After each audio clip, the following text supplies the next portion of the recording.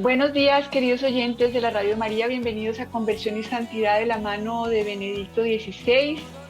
Estamos aferrados por el amor de Dios y en los brazos amorosos de nuestra Madre Santísima. El día de hoy vamos a tratar el tema de donde hay amor, no hay cálculo. Y lo voy a tomar del Papa Benedicto XVI de su libro El Credo, el capítulo sobre la ley de la sobreabundancia. Em, ¿Por qué hablar del cálculo? Definitivamente, cuanto menos amor hemos experimentado, cuanto menos seguro es el ambiente en el que hemos crecido, tanto más partes controladoras tenemos y tanto más cálculos hacemos. Todo se vuelve una transacción, incluso la religión. En la religión, ¿cómo toma el hombre sin amor la religión? Como una forma de asegurarse un resultado, como una forma de hacer transacciones con Dios. Si yo cumplo los mandamientos, espero entonces que me va a ir bien. Y se puede hacer muchos cálculos con muchas cosas, ¿no? Entonces, no es tan importante quién es Dios como persona, quién soy yo como persona, quiénes son los demás como personas. Lo importante es lo que hacemos, el comportamiento. Y lo importante son los libretos que nos han puesto. Cuando uno crece en hogares donde no hay mucho amor, lo que uno aprende son libretos. Y parece que los libretos son lo que nos van a dar la seguridad de un buen resultado. Y he visto que lo mismo hacemos con Dios. Entonces, si yo hago tantos rosarios, tantas penitencias, tantos sacrificios, yo hago un intercambio, una transacción con Dios. La religión se vuelve un cálculo y, y no hay amor. Eh, Hay control. Quiero controlar cada paso que doy, quiero controlar cada paso que dan los demás. Tengo partes muy poco misericordiosas todo el tiempo trabajando, siempre juzgando, siempre avergonzando por dentro y hacia afuera. El clima interno de la persona que no ha experimentado el amor y que no experimenta el amor es un clima de sobreexigencia, de perfeccionismo. Estamos calculando qué tantas cualidades tengo, qué tantos defectos. Tengo partes internas muy poco tolerantes del error, de la vulnerabilidad. Un clima interno con muy poco calorcito. Un clima interno más bien muy despiadado, muy lejano de lo que verdaderamente es Dios. Y de alguna manera proyectamos a Dios este mundo del cálculo y de la transacción. Constantemente estamos haciendo transacciones de todo. No, yo quiero tener dos hijos para que se acompañen. Yo quiero tener tal trabajo para asegurarme la vida. ¿Y quién dijo que dos hijos tienen que llevárselas bien nada más porque son dos? A lo mejor nunca se van a acompañar, pero yo los tengo para que se acompañen. Entonces ya estoy haciendo un cálculo, ya quiero un resultado.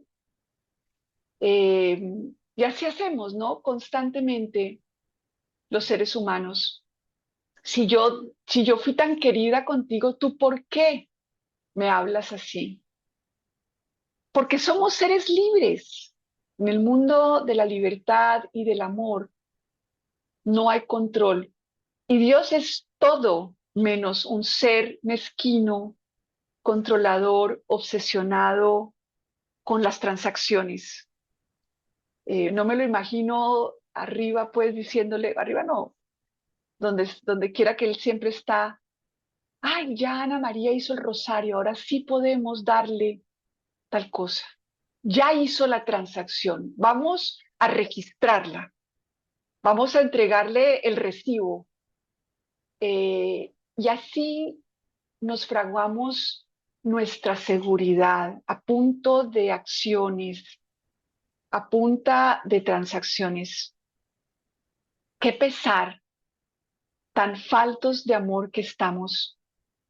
Y cuanto más control, cuanto más le apunto a que si yo hago A, B, C, el resultado tiene que ser B, y si Dios no colabora, entonces me voy contra Él, pues tanta más compasión, porque quiere decir que no conozco el amor. Entonces, en este capítulo de la sobreabundancia, eh, Jesús, bueno, de la mano de Benedicto XVI, Jesús lo que viene es a desbaratarnos el cálculo, porque constantemente estamos haciéndonos libretos mentales para obtener beneficios. Entonces, los mandamientos pueden convertirse en eso, no solamente en un libreto que yo cumplo para obtener beneficios y sobre todo el beneficio de amortiguar mi vergüenza, que es como el fruto del pecado original. La desconexión con Dios crea esa ilusión de que yo tengo que, por mí misma, estar bien vestida. No estoy a la sombra, escondida en las llagas de su corazón, escondidas en Dios, como dicen los santos, ¿no? No estamos escondidos en el amor de Dios, estamos a la intemperie, desnudos, desvestidos. Y ese es el pecado original, andar uno desvestido sin nadie que te proteja con una mirada de absoluta ternura y aceptación.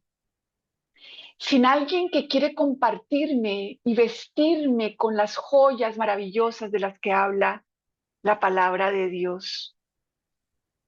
En el mundo sin amor no hay nadie que me vista. Yo tengo que llegar bien vestida. Y si llego bien vestida, me dan de comer. ¿Mm? Soy digna de amor. Y así Adán y Eva, en el primer momento en que cortan, en que se liberan de la sombra del amor de Dios, lo primero que surge es la vergüenza y el querer taparla con cosas. Y así el ser humano, entre menos amor recibe, tanto más obsesionado está con el perfeccionismo, tanto menos, tanto más estrecho se vuelve su corazón, casi que no cabe por dentro, no cabe, no quepo dentro, y los demás tampoco caben, tienen que estar bien vestidos. Y en ese mundo de la vergüenza, lo que hace nuestro hombre viejo es querer sentirse mejor persona por sus logros, por sus acciones, por las cosas, por los libretos bien actuados. Tenemos partes constantemente calculando cuál es la siguiente movida, cuál es la siguiente, constantemente calculando en nuestra cabeza lo que hice, lo que debo hacer, lo que estoy haciendo, lo que debería, lo que no debería. Y también estamos constantemente analizando y juzgando a los demás. Entonces, así los mandamientos en general se vuelven como un buen libreto, muy fácil, o medio no tan fácil porque pues Dios no colabora con el fariseísmo, no colabora con el control y la transacción, no colabora apoyarnos en un mundo sin amor. Y por eso en el Sermón de la Montaña, Dios desbarata esta, este confort de olvidar el primer mandamiento que dice amarás a Dios sobre todas las cosas y al prójimo como a ti mismo, o sea, la obligación de amarme para desde ese amor propio amar a los demás y amar a Dios sobre todas las cosas, amarlo más que mi propio libreto de perfección, amarlo más que mi seguridad de la transacción. Este lo olvidamos y seguimos de ahí para abajo, ¿no? Así como en algo muy abstracto y muy general. Y así nos sentimos mejor que los demás. Y para un ser humano lleno de vergüenza, desnudo y a la intemperie, qué mejor que este heladito de sentirse mejor que otros, esta cerecita que me conforta a la conciencia atormentada por mi gran vergüenza. Entonces dice, el Papa nos cita estas palabras: habéis oído que se dijo a los antepasados, no matarás, y aquel que mate será reo ante el tribunal. Pues yo os digo, todo aquel que se encolerice contra su hermano será reo ante el tribunal, pero el que llame a su hermano imbécil será reo ante el Sanedrín, y el que le llame renegado será reo de la cadena de fuego. Mateo 5, 21, 22. Imagínense, ahí, ¿quién pasó el examen? ¿Quién pasó el examen? Si leemos este contexto, nos oprime y nos sacude. No obstante, está precedido por un versículo que da sentido a todo el conjunto y dice: porque os digo que si vuestra justicia no es más perfecta que la de los escribas y fariseos, no entraréis en el reino de los cielos. Mateo 5, 20. Nos dañó el cálculo. Los escribas y los fariseos, en este contexto, son las personas que viven en el cálculo viendo hacia afuera que también vestidas están de buenas obras y de buenos mandamientos, y que entonces calculan y se sienten entonces que ya que pasaron el examen, ¿no? La expresión más importante de este versículo es más perfecta. Si vuestra justicia no es más perfecta, el texto original griego es aún más fuerte y pone claramente de manifiesto cuál es la verdadera intención. Traducido literalmente sería: si vuestra justicia no es más sobreabundante que la de los escribas y fariseos, no entraréis en el reino de los cielos.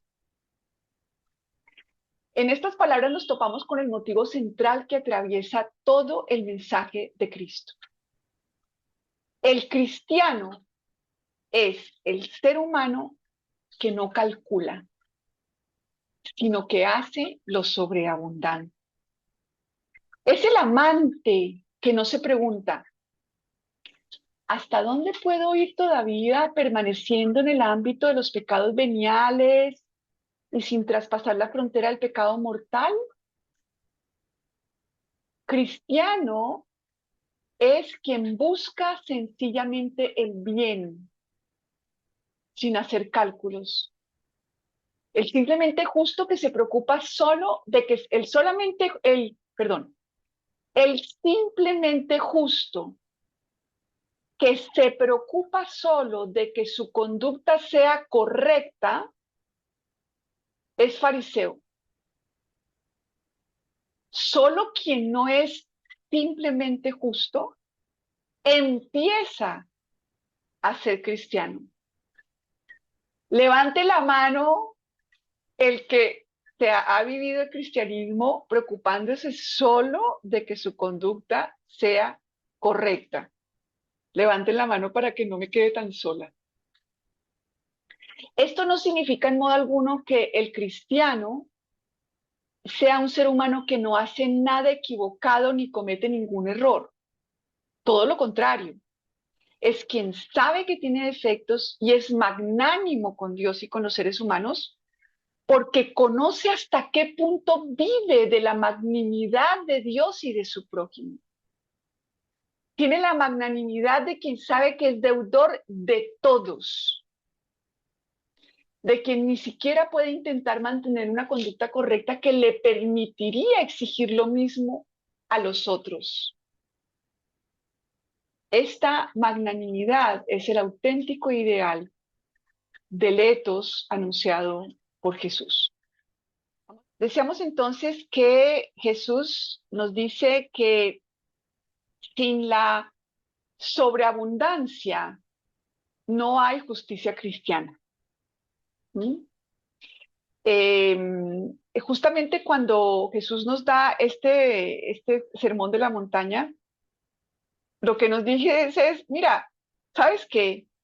Vives de la misericordia de Dios. Eres un mendigo que depende de mi generosidad.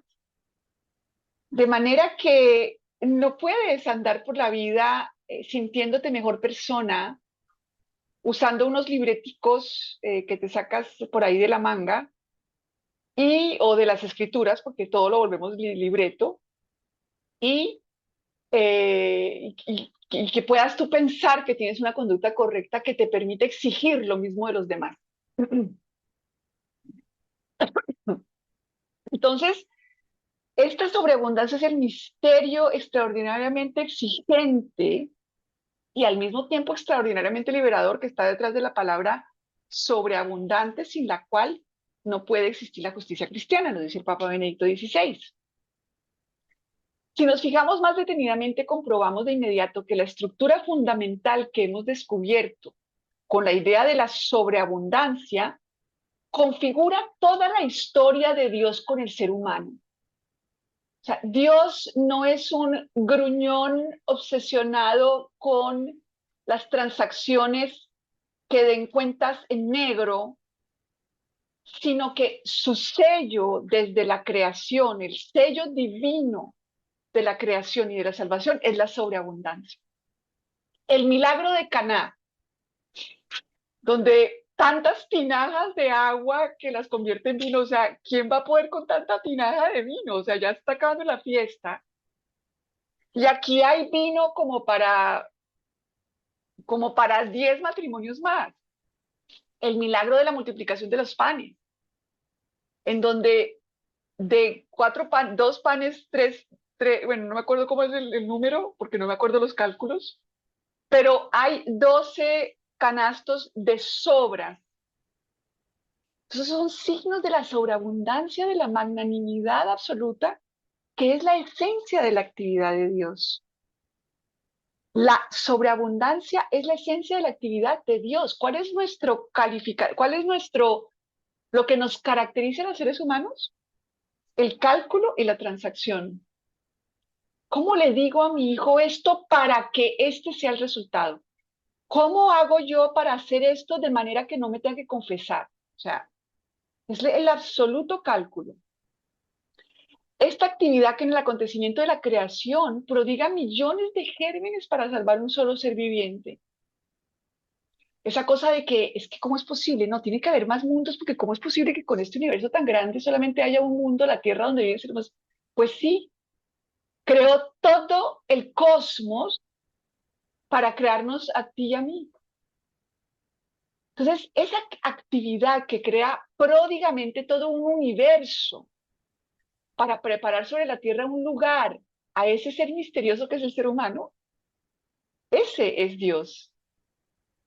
Esa actividad por la que Dios, en una última e inaudita prodigalidad, entrega a sí mismo para salvar a esa, entre comillas, caña pensante que es el ser humano y llevarlo hasta su meta.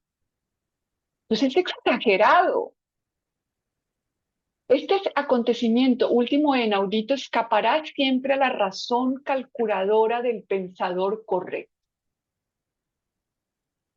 En realidad solo es comprensible desde la locura de un amor que desecha todos los cálculos y es pródigo sin límites. Y no es otra cosa que la consumación coherente de aquella prodigalidad que es por todas partes como el sello del Creador y que ahora tiene que convertirse también en la ley fundamental de nuestro propio ser ante Dios y ante los seres humanos. Es el ser humano que se entrega sin decir, a ver, este fue ruin conmigo, entonces yo también voy a ser ruin con él. Ojo por ojo, diente por diente. Eso ya no es ya ojo por ojo, diente por diente. Y lo primero que todo es que Dios no es así. No es un ogro que no me va a perdonar porque mira los errores que cometí. Tengo que ser sanada de la estrechez del corazón humano avergonzado que proyecta en Dios la obsesión por la perfección. Entonces, seguimos con el Papa Benedicto que dice, bueno, hemos dicho que no solo la estructura de la creación y de la historia de la salvación, sino también el sentido de la exigencia que nos plantea Jesús es la sobreabundancia. Pero esto eh, que dice Jesús, de al que te abofetee en la mejilla derecha, ofrécele también la otra.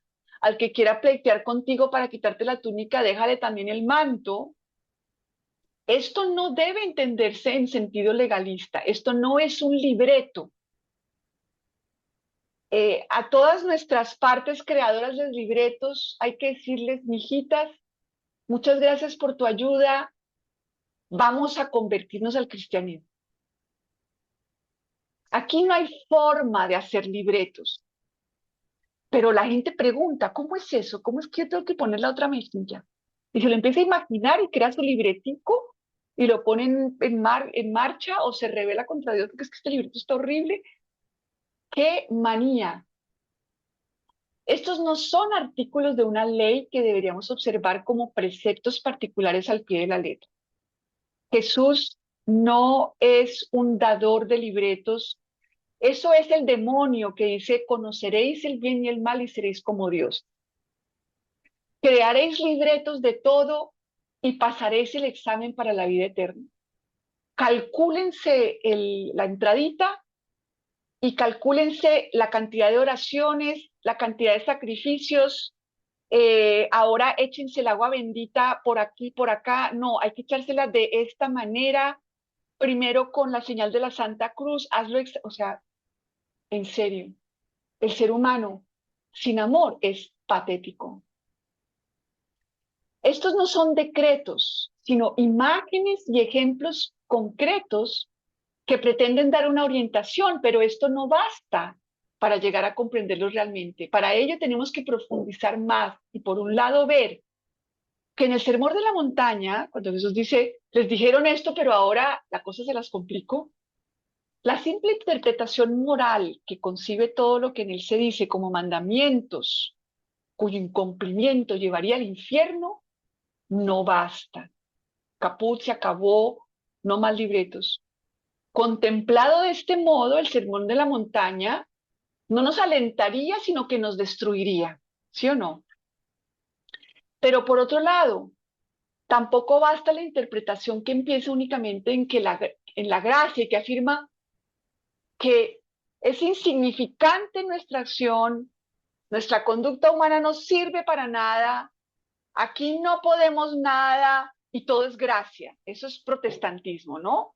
El ser humano está completamente destruido, aquí no podemos hacer nada, somos nada y Dios es todo y nada de lo que hagas importa.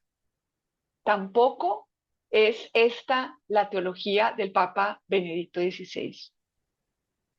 El texto aclararía solamente que en la noche de la pecaminosidad humana, todas las diferencias son insignificantes y nadie puede gloriarse de nada, porque todos somos dignos de la condenación y todos somos salvados solo por gracia. Recordemos la parábola del fariseo y el publicano. El fariseo, ay, gracias Dios mío, porque no soy como los demás hombres, que son tan terribles. En cambio yo pago todos los diezmos y hago todo lo correcto. Y entonces si soy tan bueno, ¿por qué me va mal? En cambio, el publicano dice, Dios mío, ten, ten piedad de mí, que soy un pecador. Entonces no hay nada que hacer, todos somos pecadores, todos somos absolutamente pecadores, ¿sí? Entonces no hay nada que hacer, aquí todos estamos en las mismas, todos somos iguales y estamos viviendo de lo que Dios nos comparte, ¿cierto? Y todos simplemente estamos necesitados de la misericordia de Dios. Pero también quiere decirnos algo más. No solo quiere ponernos bajo el signo del juicio y del perdón, que haría indiferente toda forma de actividad humana, sino que también el objetivo de darnos una orientación hacia nuestra existencia, es decir, pretende llevarnos a la magnanimidad. Esto no significa que de repente nos hagamos perfectos, sino que busquemos la actitud del amante que no calcula, sino que ama sin más. Como Santa Teresita y decía, al final de mi vida llegaré con las manos vacías, porque todas mis obras están manchadas. Quiero que me revistas de tu justicia y de tu perfección. Esto no quiere decir que ella se dedicara a hacer las cosas mal, simplemente se dedicaba a amar sin más, sin cálculo. Ella simplemente se ofrecía como Jesús. Le pedía, le pedía a, le pedía a Jesús, mira, atráeme hacia ti y atrae a estas personas hacia ti. Ayúdame a amarme a mí. Ella se aceptaba como pecadora porque no estaba haciendo cálculos de qué es lo que debería, qué características debería ella tener para ser digna de amor. Tenía un corazón amplio como el corazón de Dios, en donde cabía ella con también con todas las imperfecciones, incluso de su temperamento. Santa Teresita sabemos que era altamente sensible, una persona muy frágil. Ella lloraba por todo. En este mundo le hubieran dicho, no, vete a un coach de vida para que dejes de que te afecte todo tanto, ¿no? Ella le pedía a Jesús, cárgame para cargarme, te ofrezco mi fragilidad, no tengo miedo de ella. Y si tú me permites vencerla, gracias. Y si me permites no vencerla, también te la ofrezco. En esa indiferencia santa, que no es el permitir lo malo, es estar pendiente de lo que hace Dios para yo seguirlo. La primacía de la gracia, donde la que está a cargo de mi santidad no soy yo, está a cargo Dios y yo lo sigo. Entonces, Dios mismo vive y actúa bajo la ley fundamental de la sobreabundancia, de aquel amor que no puede menos que darse a sí mismo. Es cristiano quien tiene amor. Fíjense, por ejemplo, en la comunión. O sea, cada partícula de la hostia está llena de Cristo y el vino y es la sobreabundancia y se queda en el sagrario y no es como que, ay no, si no viene nadie a visitarme, pues entonces no me voy a aparecer aquí en el sagrario y me voy a quitar de esta bendita hostia porque qué mal agradecidos. La llamada al más no procede sencillamente de la inaccesibilidad de la majestad eterna de Dios, sino que llega a nosotros de la boca del Señor en quien Dios se ha introducido profundamente en la misteria de la historia humana. Dios se ha metido en nuestro pellejo de manera sobreabundante y ha vivido todo lo nuestro, la soledad, la angustia, la traición, el ser rechazado, el ser traicionado, el ser juzgado. Y nos dice, sígueme, no te preocupes. No vas a poder controlar que no te traicionen, que no te rechacen, que te quieran.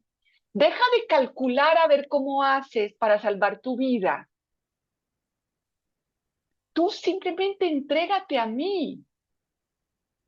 Entrégate, cárgate, que te fueron, que te traicionaron. Entonces, ¿qué? ¿Vas a ver cómo calculas a ver que no te vuelvan a traicionar? No puedes controlar que no te traicionen. Es imposible. El ser humano que traiciona, traiciona. No hay nada que hacer. ¿Qué me voy a dedicar? No, si yo hubiera hecho, si no hubiera hecho, entonces si yo lo hubiera dicho, si no hubiera dicho, si yo digo, pero entonces si yo digo, pero si yo digo, entonces no me van a rechazar, no me van a aceptar, no voy a sufrir, voy a estar feliz, voy a ser parte, voy a participar. Déjate el cálculo. Vive la sencillez del niño que vive seguro en los brazos de su padre y que su padre lo carga para él soportarse así, traicionado. Y que pueda entregarme a Jesús, entregarle a Jesús todas esas partes de mí que lloran por la traición, para yo también poder cargar al que me traicionó, para poder vivir esta sobreabundancia y no vivir en el resentimiento, en el cálculo. Mira lo que me hiciste. Me la hiciste una, dos, tres, cuatro. Así que voy a vivir resentida contigo y resentida conmigo por dejarme abusar y traicionar. Qué cosa tan horrible vivir en el cálculo y en la mezquindad, en ese corazón estrecho que no permite que vivir de esa aceptación de Cristo, de nuestra humanidad, para que yo pueda aceptar mi humanidad, que quepa completa con los dolores, con los miedos, con las angustias, con la sensibilidad, sin miedo de mi humanidad y sin miedo de los seres humanos. Que alguien quiere vivir traicionando, diciendo mentiras, pues ese es su problema delante de Dios. Jesús es el juez. Yo no, en ninguna parte de la Biblia dice, tienes que juzgar a tu prójimo como a ti mismo. El único que es el juez de vivos y muertos es Jesús, ni siquiera el Padre Eterno ni el Espíritu Santo. Entonces tú entrégate, Jesús, cárgame para cargarme. Me está pesando mi humanidad. Esto me afecta. ¿Cómo hago para que no me afecte? Si yo digo, si no digo, si me protejo, si... ¿Cómo hago para que no me afecte, que no me afecte? ¿Cómo hago? Dios santo, controla tu entrega a Jesús sin reservas y déjate cargar para cargarte y cargarás a los demás sin reservas. Les cuento una historia pequeñita para después, de una vez les doy las líneas para que puedan empezar a llamar. En Bogotá, al 601-746-0091 o al celular 319-765-0646. Les cuento una historia pequeñita. Una señora puso en la puerta de la casa de su vecina una bolsa de basura y la vecina puso en la puerta de la vecina una bolsa de manzanas con un letrerito que decía, cada quien da de lo que tiene dentro. Podemos pasarnos la vida calculando cómo arreglar mi casa para que no me pongan basura, que de todas maneras el que trae basura la pondrá aunque yo tenga mi casa divina. No hay forma de controlarlo. Y lo único que puedo controlar es que de mí salgan manzanas. ¿Y cómo es eso? Si me lleno de esa relación con este Dios que vivo en este entrego, le apuesto al amor. Entonces, eso es lo que sí puedo controlar, que de mí salgan manzanas. ¿Y cómo lo hago? Solamente entregándome a Jesús y diciéndole, no me gusta que me pongan esta basura delante de mi casa y te entrego esta molestia tan grande, esta parte de mí que se siente mal por esto que está pasando. Cárgame para cargarme, para acoger este corazón adolorido. Te lo ofrezco a ti. Atráeme hacia ti y atrae a esta persona hacia ti. En la religión del cálculo no existen las personas, sino las cosas. Y en esta religión de las personas estamos con este Dios que sobreabundantemente y en cada detalle está presente en nuestra vida. Y gracias a todas las personas que han participado en el programa, Dios mediante nos encontramos en otra oportunidad. Un abrazo grande. Quedamos con María.